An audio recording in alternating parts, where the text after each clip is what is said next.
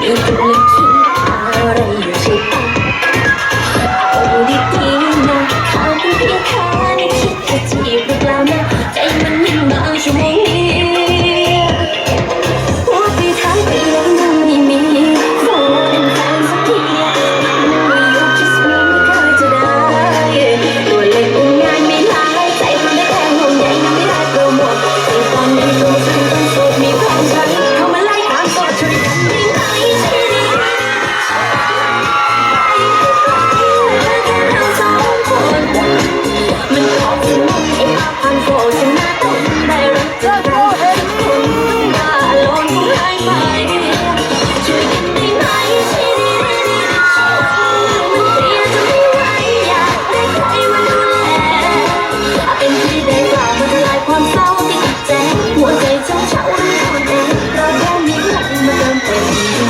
ม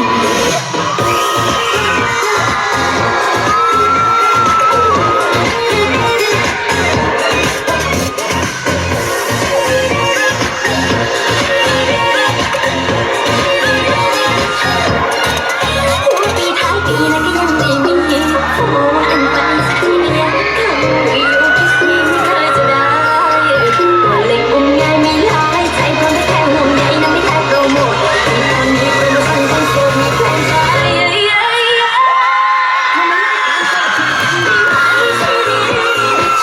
เราออกไปไกลแค่เราสองคนมันขอบสมุนไอ้อาความโสดฉันน่าทนได้